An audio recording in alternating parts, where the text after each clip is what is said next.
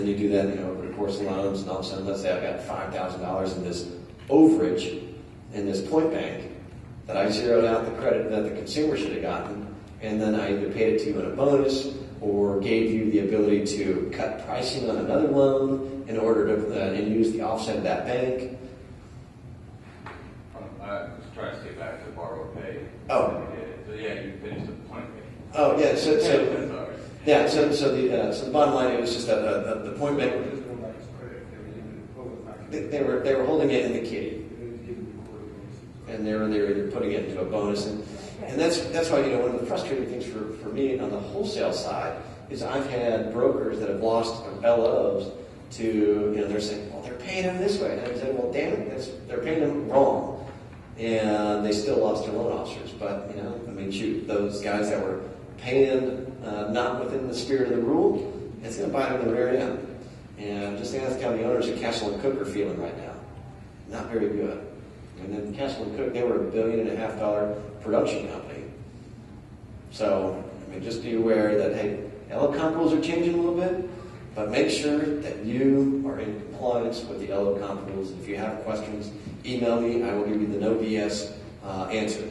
I will give you the absolute unbiased opinion. I'll show you exactly where it's supposed to be in the rule. So anyway, back to borrow pay.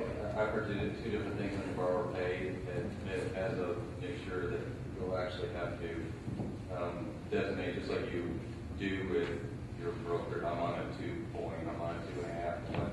I've heard that on a borrow pay, you actually have to say, I'm on a 2, I'm on a 2.5, and then every deal in borrow pay will have to be on that. Well, which then negates the reason to do borrow pay. To a certain degree, it does. So the point being made is that yes, even though the loan officer is, let's say they're on a 1-point comp plan, we'll just use that for simple terms.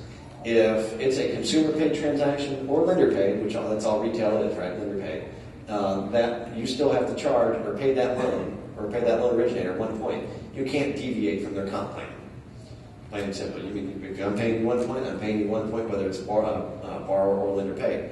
But where it does help is, let's say that, and I'll just use an example of interim construction loans. Let's say that there's a community bank that does interim construction loans, and you're a broker.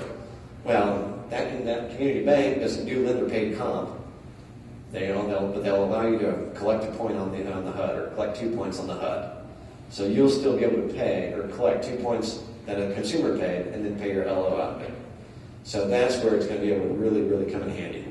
But yes, you should, whether you're paying what you have written in paper on what you're paying your LO, you shouldn't deviate whether it's borrower or lender paid. So that is absolutely 100% accurate. So, but bottom line, there is something beneficial in there. What hasn't been paid attention to too much is they are changing the definitions of loan origination activity. And a lot of folks, I can tell you that internally, we're requiring all of our loan processors on our retail side to be licensed as loan originators.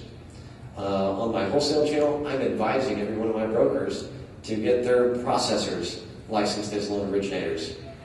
Because there are certain things that a processor does or may have a conversation with a borrower about that could be deemed an origination activity. And if they're not licensed, you could be dinged for unlicensed origination activity. So, with that being said, I'm also advising people to go out there and talk to the realtors, because here's a great selling point for you. Go scare the crap out of your realtors by telling them that, hey, you better be licensed as an LO if you think you want to pre-qualify that borrower.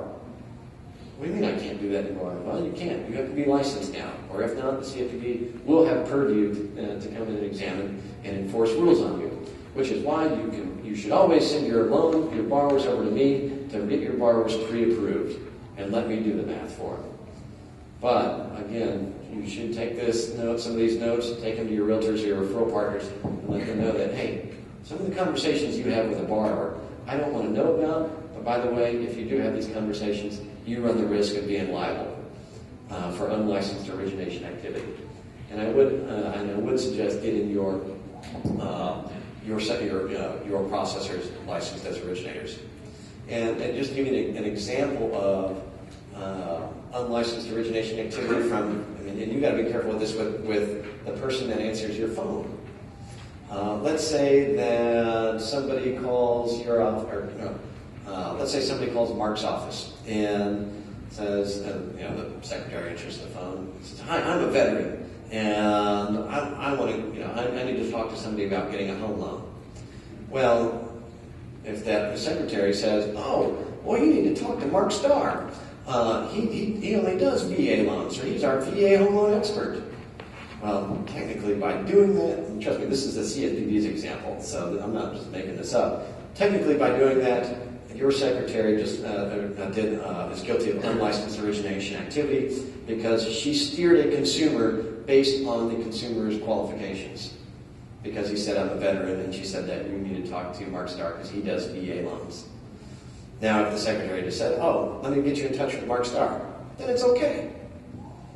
So, I know it sounds it's a lot of minutia, and it really, really is, but these are the types of things that you need to do training with your internal office staff to make sure the things they can and cannot say. And just be aware of these taking place. Appraisals. Who here has not had an issue with an appraisal? Okay, so, yeah. That's all I was going to say. The good news is there are efforts underway to make some reforms to appraisals. Does that mean that LOs will ever be able to call an appraiser again and ask for them to do an appraisal? No. What that does mean, though, is some of the changes that we're fighting for, and the home builders really taking the lead on this, is appraisal portability, and then also kind of a rebuttal process to where, when you have to call that realtor and say, "Hey, I'm sorry, but the value, we didn't make value on this 3-2 1,500 square foot home." And they say, 3-2 1,500 square feet, that's a 4-2 1/2 at 1,800 square feet. You don't. You say, "Oh, let me call that appraiser back." Because right now, it is such a pain in the rear end, and it's a real process for us to go back through and have an appraisal corrected. But this will streamline that process. It'll be easier for us to rebut things. And more importantly, the appraisal portability would be the best change that anyone could have. I had a wholesale transaction last month. A friend of mine in Louisiana had a loan that he originally was going to send somewhere else, and for whatever reason, they changed and we're going to send it to Premier. And so I said, "Okay, Mike, all your conditions are clear, except I need the appraisal of my name." It was a conventional loan. And he goes, "Oh, man, okay." So he calls the AMC. If the AMC said, "We can't do that, that's illegal." And I'm copied on all these emails, so I really learned a lot about Cajun vernacular throughout this whole process. So finally, the AMC says, "Well, we can't do it, it's illegal, but we'll do it for $275. and mind you, the broker, it was Mike Anderson. If you guys know who Mike Anderson is, he was former GA chair of NAMB. He knows his stuff. So, he was calling BS on this AMC from the beginning, but where they didn't budge was on the $275. And Mike just said, "Screw it." He put it on his credit card and paid for it. But so then this appraiser goes out, and I guess to justify their $275, goes out and takes a picture of the property, whatever. And all of a sudden the listing agent calls Mike and says, "What the hell is going on? You said this loan was almost done and clear to close, and why are you asking for more comps?" I said, "I'm not asking for more comps. Lender's not asking for more comps. What are you talking about?" The appraiser, I guess, was embarrassed of charging $275, told the listing agent that the lender was asking for more comps. Again, this is where the Cajun vernacular really got interesting on this email thread. But ultimately, the moral of the story here is, the AMC got away with charging $275 for literally going in and saying, "Okay, not XYZ lender, Premier Nationwide Lending." And that's a problem with any borrowers that you have. If they started a loan application with a big box retail bank and then they went to you guys, you have that issue if they're doing a Fannie Freddie loan. So just know that there is some reform underway under that. Integrated mortgage disclosures. I'm kind of getting into lightning round speed here now because I know the time is precious. Integrated mortgage disclosures, these will be coming up in probably in January of 2015, so it's another year out. The key thing you need to know about this, though, is there will be a 3-day proposed waiting period for purchase loans. Meaning, if you want your borrower to get keys on Friday, they're going to have to sign a closing statement on Monday. So if you think you have a moving van parked in front of the title company today, just wait till this takes place. And I'm telling you, the thing that you need to, the reason why you need to really start hammering this and educating your realtors on this now is because we really need the realtors to not let any other borrowers, whether purchase or sellers, go on that South American dream vacation the hour after they're supposed to close. I don't know why, but for some reason, people always are like going to Europe the day they're closing on their house. I mean, we all hear that, right? And it's like more of a statistical anomaly than anything else. But the bottom line is, has everyone seen the proposed loan estimate and closing statement? It really is good. It's a good form.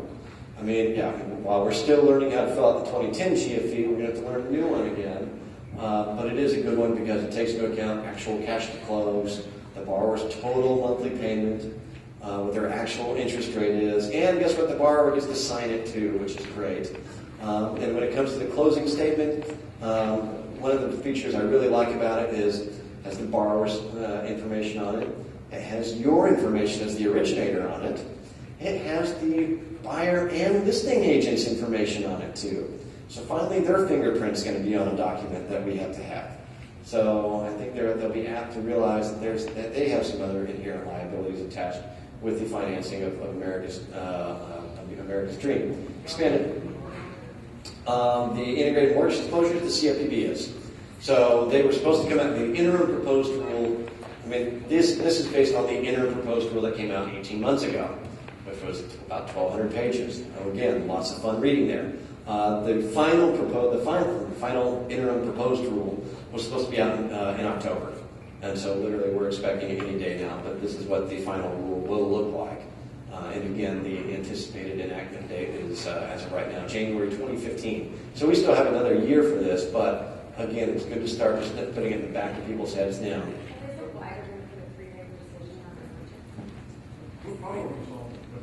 I guess if you think about it from the CFPB side with their broad consumer protection mandate, they want to have borrowers have the ability of backing out of a transaction, which, quite honestly, technically right now, consumers can have a right to rescind the mortgage within 3 years. They can decide, I don't want this mortgage anymore within 3 years. They do have that ability. Fortunately, that doesn't happen very often. But anyway, so I think their thought process behind that is to give that borrower to make sure that you didn't con them into getting into something that they really didn't want. And that's like that'll be their last opportunity to back out there. Expanded HEP and APR, just be aware that the threshold for high prices and high cost mortgage loans is going down. Okay. Wouldn't they still have a breach of contract with the seller since they signed the contract? Yeah, so what, they're going to give up on some escrow, their $500 earnest money check? I mean, is it going to happen? Are people going to back out of their loans? I mean, honestly, no. I mean, not on purchase deals.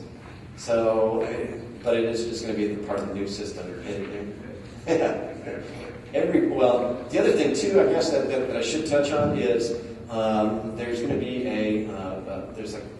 a threshold of $100. So if anything changes within $100 of what the closing estimate, the loan estimate, what the closing statement is, you might have to go back and redisclose and start over. So the insurance, we operate with that $5 grand, we got to redisclose. And start over. The consumer wanted to talk about Done. this is just for a vote, right? This is proposed right now. We're waiting on the final rule out any day. I know. I really didn't mean to be too impressive for everybody. No, $100 above. So I think if it's going down, then you're going to be fine. If it's going up, you're going to run into issues. Just why not? I mean, had it, but yeah. Fannie Mae, Freddie Mac guarantee fees. I think you're still going to see this being used as a pay for, or it's going to continue to pop up. If it does, pick up the phone, call your congressman, and tell them that homeowners should not be having to finance Congress's dreams. And I say that, I mean, people that have conventional home loans are still paying for the next 7 years for the 2-month payroll tax cut of 2010 or 2011. But either way, consumers are still paying that, and they will through the way of guarantee fees. FHA, if you really want an example of a schizophrenia in a government agency, it would be the Federal Housing Administration. While they say they want more business, they continue to increase the cost of an FHA loan, and then they wonder why Fannie and Freddie are getting all the high FICO borrowers and they're getting all the low FICO borrowers. Well, geez, if anyone can come up with 1.5% more, they got a better FICO score, it's a hell of a lot cheaper for them to go Fannie Freddie. So, but anyway, they have rolled out a new 4155. I suggest you go and look that up. And we are expecting in the next year to finally see them announce that FHA is going to go from 6 to 3% for max seller concessions. VA changes. This is just interesting to note. VA will now recognize gay marriage so long as the state recognizes gay marriage. I don't know. I just think that's kind of fascinating that the VA came out and said this, but they're still letting the states make their own rules on it. And they are currently updating their residual income tables. So I don't know when we'll see that, but we expect to see it sometime soon. Fair lending enforcement. Again, if you haven't heard the term disparate impact, Google it and really, really pay attention to it. Basically, the gist of it is any pattern or practice that you have, or that although it doesn't matter, it's neutral in face value, if it has any type of discriminatory effect or impact, you could be guilty of a fair lending violation. So basically what you do for one, you do for all. If you offer coffee in the morning to somebody, make sure you offer coffee in the afternoon to somebody. But as far as when it comes down to how you price your loans, you absolutely better be paying attention to this. Because really what they're trying to enforce, and in effect they are, is that if, and I heard it from multiple mouths, if somebody calls my office in North Dallas, and then somebody calls my office in Burleson, they should be getting the same interest rate. Hypothetically, if somebody calls my office in Brownsville, Texas, and calls my office in North Dallas, they should be getting quoted the same interest rate. And they will be checking on that. So, trust me, the way it's going to work for everybody is things are changing. And if your company hasn't made an announcement like that, be expecting to see it pretty soon in the next few months. Because the cost, again, the risk and reward of flirting with fair lending violation under this disparate impact theory is definitely not worth the risk. You don't even want to mess with it. So basically here, let's see, there was a case called Mount Holly, which we as an industry we were really setting our hopes that the Supreme Court was going to hear this case. But as it turns out, they're really back in settlement talks. So this case is slated to be heard in early December by the Supreme Court, but they are in serious settlement talks, which may mean that we lose again our ability to really show or get ruling on disparate impact and show that you should not be able to use disparate impact as a fair lending enforcement. Disparate treatment, absolutely, lock them up and throw away the keys. Disparate impact, it's kind of baloney. But fortunately, there's other cases. NAMIC, which is the National Association of Mutual Insurance Companies, has sued HUD under their disparate impact rule, because what the insurance companies are saying is, hey, it's not our fault that minorities have lower FICO scores than non-minorities, and that's how we set our pricing policies. But I mean, again, disparate impact would say that you're charging minorities more than you are non-minorities, and therefore you're guilty. I mean, technically, right now, there are some of the consumer groups are making the case that we as the lending industry are guilty of discrimination because minorities tend to get more FHA loans and VA loans than Fannie Freddie loans. I know that sounds crazy, but it's real. I mean, you look at the charts of all the HUMDIS data nationwide, and it really is its inverse. 80% of minorities, 80+% of minorities get FHA VA loans. Inversely, 80% of non-minorities get Fannie Freddie loans. And so the consumer groups are trying to say that the mortgage industry is steering consumers into higher cost loans. They're not even taking into effect really that maybe the minorities don't have 20% to put down, or maybe they don't have the FICO score required. They're just looking at the raw data. So why is it? So what is happening here with disparate impact? Well, a couple of years ago, it made Wells Fargo move out of the wholesale business. And again, what's part of the problem now is what the way that they're enforcing it is all, for the most part, when it comes to pricing, is pre-LO comp. So what they said in the Wells Fargo case is, hey, Wells Fargo, you do not have a monitoring process for your loan originators, whether wholesale or retail, to monitor how they were charging minorities. And they were able to make the case that minorities were being charged more on their retail side than they were on the non-minorities. And they were able to make the case that on the broker channel, minorities paid more than the non-minorities. So Wells Fargo cut a check for $175 million to settle. And they shut down their wholesale line. So, and if it doesn't, and if that shouldn't, scare you enough, Wells Fargo would rather write a check for $175 million than take that and litigate that in court. I mean, wow. I mean, the thing they say about, litigating with the government, it's like dancing with a bear. You only stop when the bear gets tired. So that's why you have, why people are concerned. GFI mortgage bankers, similar case, minorities were paying more than non-minorities. Yes, sir.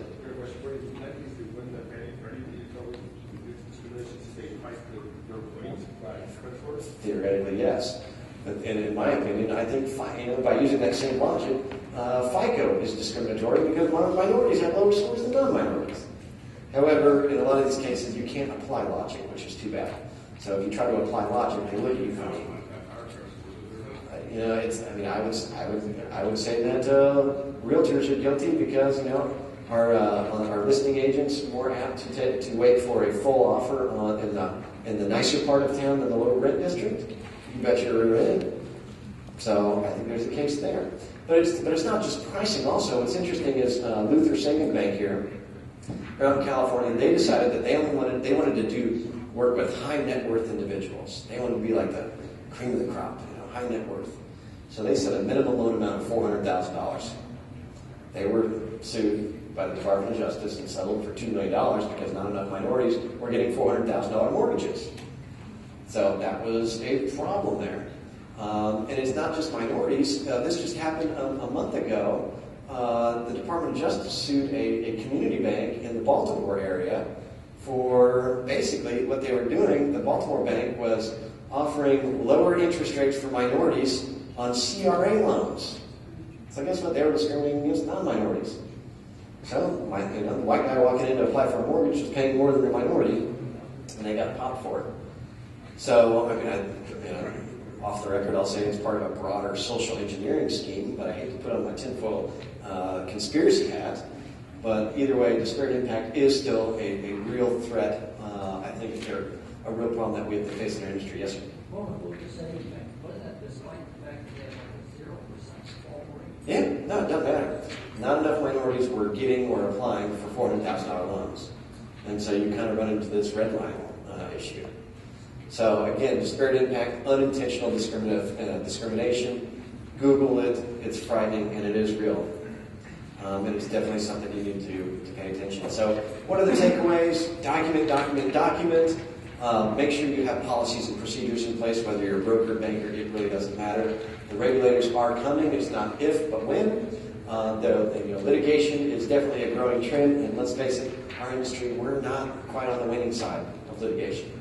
So while I say that nobody really knows 100% for sure what the rules are going to look like come January 10, when the big red one gets pushed, the big red button with the qualified mortgages, I will tell you that what I do know for certain is that we're still going to be here. Consumers are still going to want to buy a house. They're still going to need a mortgage. They're still going to need realtors. The landscape in which we operate is going to look different. There's no question about that. But at the end of the day, those that can evolve with the changes that we have to make, we're going to be fine. So those that are educated on these topics and prepared for it, become the experts, we're going to be just fine. So just take that away. So we all have to get a little bit more professional and get more compliance driven. And I will tell you that ignorance is not a defense, and because you can charge more, it's not a business justification. So just keep that in mind. Yes, sir? One question. You're talking about their experience. So they can be able to call, and let's say you have multiple branches. They can call branch A, B, C, D, and check. My rate was a 5.5%, and yours was 5.25%. We're talking about branches to get. you have problems. In the way that they're testing this, they do have secret shoppers. And if your office hasn't had a call from a secret shopper, they will. It was kind of funny in San Antonio. I have 2 different retail operations there. One operates as Premier, the other operates as a DBA called Bluebonnet. Same caller, same exact scenario. Called one office, and then while they called me to tell me that they just got shopped by the secret shopper, they happened to call my office and call the other operation. Same exact thing, and you could tell because they ask questions regarding that are specific to LTV and DTI and everything else. So they're just reading off of a script. But yeah, theoretically, you should be having the same interest rate quote. Because what will happen is they will have the non-minority call in your office, and you'll quote the 5%, and they'll have the minority call my office, and I quote 5.25%, and now we've got problems. Because now all of a sudden you're charging more to minorities. So that's the disparate impact theory in a nutshell. So do as you do for one, you do for all. It'd be simple as we had one office, and it'd be simple. And a lot easier if why doesn't the government just come out and say, hey, rates are at 4% today, and then we all had 4% to go out there and sell. So yes, it's absolutely frustrating, but that's the law of the land of hypotheticals and liability, and how best can you mitigate your risk, and how best can you still be able to serve the customer. It's not to get off on a tangent here, but I will say that I really do believe that the key to wealth generation in this country is through home ownership. I've originated home loans in Brownsville, Texas, also known as the center of the universe, and my demographic down there, 98% Hispanic. Most of that first, second, third generation Americans that, for the most part, their only opportunity to move up or really generate wealth is through home ownership. And I'm not talking Flip This House. Let's face it, we all should have known the end of the world was coming when Flip This House was a TV show. But what I'm talking about is mom, dad, buy a house, live in there for 30 years, they pass away, they leave an asset to their heirs. If you want to talk about disparities within our country, just look at the census data and look at the average net worth demographically of families in this country. Non-minorities, the average net worth is like $88,000. Minorities, you're down in the not even $10,000. So home ownership is going to be the key to wealth creation, and a lot of these rules, the unintended consequences are going to come out, and it's going to make it more and more difficult for particularly the low to moderate income consumer to be able to obtain financing. I will say that if the House and Senate were different, a lot of the things that come around of Dodd-Frank would look a little bit different too. So, but at the end of the day, we're still going to have the CFPB. They're still going to be there, and some rules. Yeah, well, look, they may be what's best for the consumer at the end of the day, but the way that they're being implemented isn't. And if they took more advice from the industry, hey, we could still meet the common ground and the goals that they're trying to achieve, which is consumer protection, without having these types of issues that are going to make it more and more difficult for people to participate in the American dream of home ownership. So just with that, just wrapping up, the housing recovery, are we really there? Honestly, I think we're going to see home prices dipping a little bit again. I say that, and I justify that by just saying that, hey, with the student loan debt crisis that we've got booming, these new thrust upon debt-to-income ratios that we're going to have to be paying attention to, I definitely have an affordable housing issue. I'm not talking, low-end stuff. I'm talking for the median consumer. The guy that's graduating college has $50,000 of student loan debt. He can't afford much more than $130,000. Where's he going to find that? He may not. He just may decide to rent it. So that's going to be a problem. So I think there's a lot more shadow inventory that's out there. You also have seniors that are trying to retire and sell their house because that's going to be all the retirement that they have. Housing starts continue to be much lower than anticipated. And ultimately, again, we're having tighter, less consumers qualifying with tighter regulations. And of course, we're also in a rising interest rate environment. So where do we go from here? For those of you that are not members of NANB, I'm going to beat you all up. You can join your trade association for as little as $50 a year, and it's not a BS story about the pig farmers having more members than we do. It's also, I've also heard it verbatim from sitting congressmen that said basically, hey, if your guys don't care, why should I? unfortunately, there's a lot of truth to that. People ask me a lot, how come the realtors never get messed with? Well, they have 99.99% participation rate. We have about 5 on our end. So that's a big difference. My PAC war chest is a little bit less than the realtors. They spent $30 million last quarter. So I think I spent about 35 grand with the NAB PAC. So you can see it's very difficult for us to do with what we have. But so anyway, thank you guys for coming out. I really, really appreciate it. Are there any other questions?